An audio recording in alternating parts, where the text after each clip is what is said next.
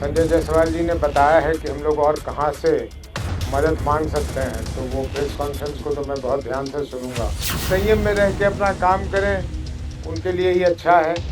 नहीं करें तो जो कर रहे हैं वो करते रहें, उसके जो भी हर्जाना भुगतना होगा वो भुगतेंगे। गिरिराज सिंह को यही बोलने के लिए तो उनको वहाँ केंद्र का मंत्री बनाया गया है। उनको अपने विभाग का ABCD पूछ लीजिए तो उनको पता नहीं होगा, उनको शायद ये भी नहीं पता होगा किस विभाग के मंत्री हैं। नमस्कार, हमारा नाम है समरीन और आपने देखना शुरू कर दिया है लाइव सिटीज। आपको बता दें कि इस वक्त की ब्रेकिंग खबर ये है कि अब से कुछ देर पहले जनसुराज ने भी एक बड़ी प्रेस कॉन्फ्रेंस की है और जनसुराज के राष्ट्रीय अध्यक्ष उदय सिंह ने तीखा हमला बोला है। देखिए, तीखा हमला उदय सिंह ने संजय जायसवाल पर भी बोला है और गिरिराज सिंह पर भी बोला है। तो क्या कुछ कह रहे हैं बरसते हुए उदय सिंह, सबसे पहले आप उनको सुनिए। संजय जायसवाल जी ने बताया है कि हम लोग और कहां से मदद मांग सकते हैं, तो वो प्रेस कॉन्फ्रेंस को तो मैं बहुत ध्यान से सुनूंगा। और कम से कम इतना तो है कि देश के लोगों से ही मदद मांग रहे हैं। उनके लिए अगर कहने पे आऊँ तो ये भी कह सकता हूँ कि पता नहीं कौन कौन देश थे, किस किस तरीके से वो पैसे वो लोग लेते हैं, उसमें जाने की आवश्यकता नहीं है। साफ जाहिर है कि संजय जायसवाल जी बहुत घबराए हुए हैं। आप लोगों के माध्यम से मैं फिर उनसे कहना चाहता हूँ, बहुत वर्षों से वो मेरे मित्र हैं, आज भी मैं उनको मित्र मानता हूँ। उन्हें ज़रा संयम में रह के अपना काम करें, उनके लिए ही अच्छा है। नहीं करें तो जो कर रहे हैं वो करते रहें, उसके जो भी हर्जाना भुगतना होगा वो भुगतेंगे। हमें इससे ज़्यादा इस पर कुछ नहीं कहना। मतलब उदय जी, कल प्रशांत ने भी एक वहाँ प्रेस मैंने बाइट में अपने कहा है कि मैं जब लीडर की मौत आती है तो शहर की तरफ भागता है। प्रशांत से मत उलझे, नहीं तो उनका राजनीतिक कैरियर समाप्त कर दूंगा। यानी कि उसी को आप भी दोहरा रहे हैं, आप भी एक चेतावनी थे। मैंने देखा है अनेकों प्रेस कॉन्फ्रेंस में कि आप दोनों साथी एक साथ बैठ जाते हैं और फिर हम लोगों को उत्तेजित करते हैं कि हम लोग कुछ ना कुछ बोलें। भाई, चुनाव सिर पे मारिए ही गई किस्म की, क्या बात है इसमें ज़्यादा क्यों हम लोग अपना समय व्यतीत करें। हम लोगों का जो काम है वो समय समय पर कर ही लेते हैं। आप लोगों का मनोरंजन भी हो जाता है, बिहार की जनता को सूचना भी मिल जाती है। अभी बहुत कुछ होना बाकी है, रुकिए, अभी बताया जाएगा समय आने पर। क्यों चिंता कर रहे हैं? आखिर कहता है ना कि आदमी बहुत ज़्यादा खा लेता है तो निकलने लगता है, तो वही हाल इनका है। इतना इन्होंने खाया है कि अभी तो कान मुंह सब तरफ से निकलेगा। अभी लोगों के सामने लाते हैं ये बातें, तो बहुत जल्दबाजी मत कीजिए। सवाल है कि बिहार के विधानसभा चुनाव को धार्मिक रंग देने की भी कोशिश आज की गई। बेगूसराय से बीजेपी के सांसद ने, गिरिराज सिंह जी ने, मुसलमानों के लिए गद्दार जैसे शब्द का प्रयोग किया। तो गिरिराज सिंह को जीवन में और आता क्या है? गिरिराज सिंह को यही बोलने के लिए तो उनको वहाँ केंद्र का मंत्री बनाया गया है। उनको अपने विभाग का ABCD पूछ लीजिए तो उनको पता नहीं होगा, उनको शायद ये भी नहीं पता होगा किस विभाग के मंत्री हैं या क्या प्रभार मिला हुआ है, क्या काम उनको करना है। उनको एक ही चीज़ आता है, हिंदू मुसलमान करो। और इसी बात को आगे बढ़ाते हुए मैं आप सभी लोगों को, और मैं सिर्फ आप लोगों को पत्रकार के रूप में अभी नहीं देख रहा हूँ, हिंदुस्तान के नागरिक, बिहार के नागरिक के रूप में देख रहा हूँ। हमारे बगल नेपाल में जो अभी हुआ है ये बहुत ही चिंताजनक है और इस पर बिहार में चर्चा होनी चाहिए। और बिहार की सरकार को ही नहीं, बिहार में राजनीति में जितने लोगों हैं, जितनी भी दल हैं, सबको चिंता होनी चाहिए। हमें भी चिंता होनी चाहिए। क्यों चिंता होनी चाहिए? क्योंकि ये एक पैटर्न बन गया। बेरोजगारी, भ्रष्टाचार, परिवारवाद, नेपोटिज्म जिसको कहते हैं, इसको लेकर कुछ दिन पहले श्रीलंका में हंगामा हो गया, अभी हाल में बांग्लादेश में हो गया। उसको आप लोग जो रंग देना चाहिए कि वो शेख हसीना को हटा रहे थे और इसको ला रहे थे, ये बात नहीं है। उसके जड़ में क्या था? जड़ में वहाँ लोगों में और खास करके युवाओं में असंतोष की भावना थी। वो असंतोष कहाँ से फूटा? वो असंतोष फूटा कि मेरे पास नौकरी नहीं है, मेरे पास रोजगार नहीं है, मेरे पास पैसे नहीं है, मेरी शिक्षा की व्यवस्था ठीक नहीं है।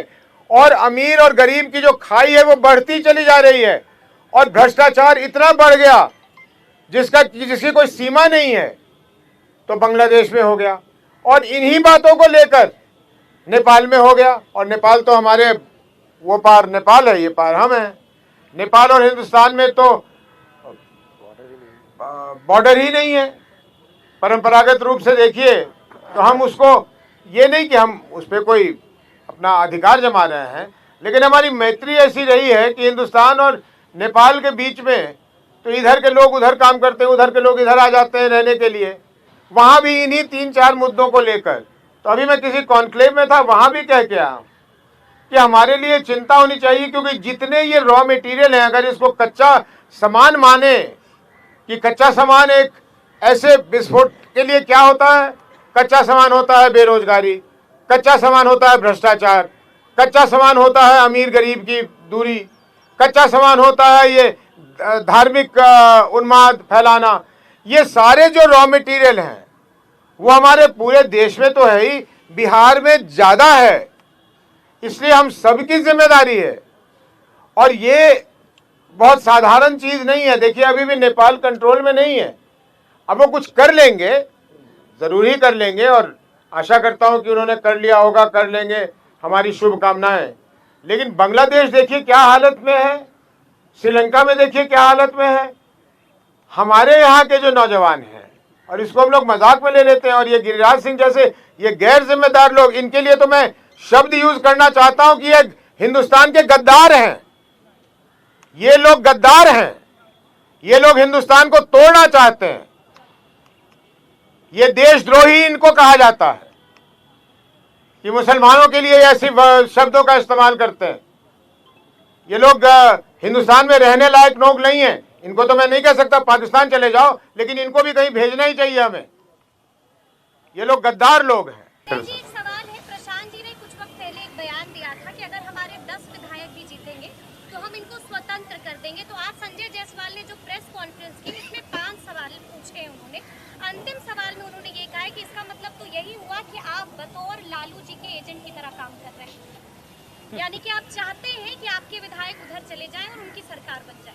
संजय जी की बात पे मैं बाद में आऊँगा। बेतुकी बातें कर रहे हैं, पता नहीं मानसिक रूप से क्या विक्षिप्त हो गए हैं, क्या हो गया। मैं पूछूंगा, जब मिलूंगा तो ज़रूर उनसे पूछूंगा। लेकिन आपके पहले सवाल का जवाब दे दूं,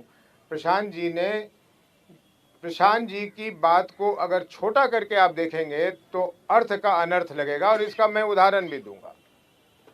प्रशांत जी हर प्रश्न का बड़ा लंबा उत्तर देता है, क्योंकि वो बातों को समझा कर उत्तर देता है।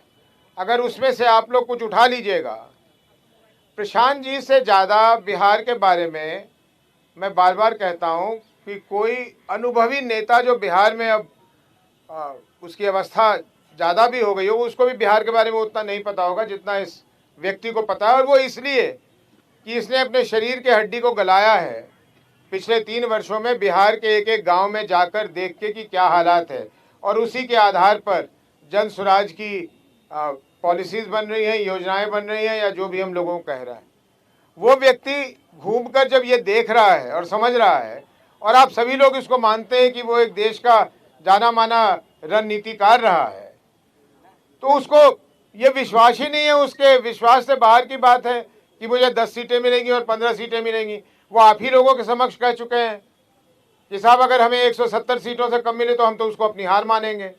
तो इसलिए ये 10 और 20 सीटों की जो बात है वो कहीं से निकल आई होगी, कुछ उन्होंने कह दिया होगा। जिस उदाहरण की मैंने बात की वो उदाहरण मैं बता दूं।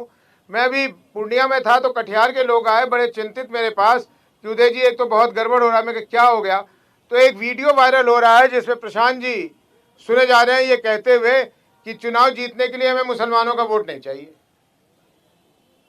तो मैंने वो पूरा वीडियो देखा नहीं था, मैं खुद ही चिंतित हुआ। मैं कहा वो ऐसा कैसे बोल सकते हैं? तो अपने लोगों से कहा भाई क्या वीडियो? तो उन्होंने कहा नहीं वो तो पूरा बोल रहे हैं।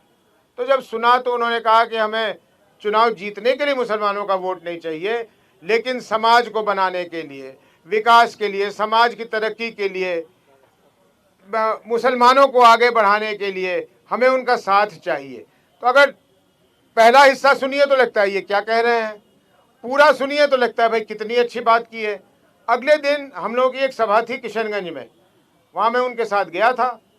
तो मैं बोल रहा था और मैंने वहाँ अपने लोगों को कहकर स्टेज पर एक टेलीविज़न, ये क्या हो गया भाई माइक को, चलो यार गले की प्रैक्टिस कर लेते हैं, तो स्टेज पर मैंने टेलीविज़न मंगवाया और उनका पूरा बयान सुनवाया और लोगों ने तालियां बजाई। इसका मतलब लोगों ने ये मान रखा था कि जो पहली चीज़ वो सुन रहे हैं, जिसको वायरल किया जा रहा है कि हमें मुसलमानों का वोट नहीं चाहिए, तो ऐसे तो ये गलतफहमी पैदा करते हैं। वापस आऊं आपके संजय जायसवाल जी की बात पे, मैं बार बार कह रहा हूं, रिक्वेस्ट कर रहा हूं उनसे, और एक तरह से वो मेरी आगाज़ मान लें, जो मान लें, ना बोलें ये सब चीज़ें। क्यों कर रहे हैं? ना करें, फिर मुंह खुलेगा, फिर और परेशानी बढ़ेगी। और हम नहीं चाहते भाई, हमारे पास 60 दिन बचे हैं, हमें चुनाव लड़ने दीजिए आप लोग। तो सुना आपने कि किस तरह से उदय सिंह ने खूब निशाने पर लिया है संजय जायसवाल को भी, और गिरिराज सिंह को भी आपने सुना है कि उन्होंने साफ साफ उन्हें गद्दार कह दिया है। जी हाँ, गद्दार कह दिया है, और गद्दार क्यों कहा है वो भी हमने आपको सुनाया है। तो फिर ये पूरी खबर, पूरी जानकारी आपको कैसी लगी है, कमेंट करके हमें जरूर बताइएगा। तो ऐसे तमाम अपडेट्स के लिए बिल्कुल ऐसे ही हमारे साथ बने रहिएगा और देखते रहिएगा लाइव सिटीज। बहुत शुक्रिया।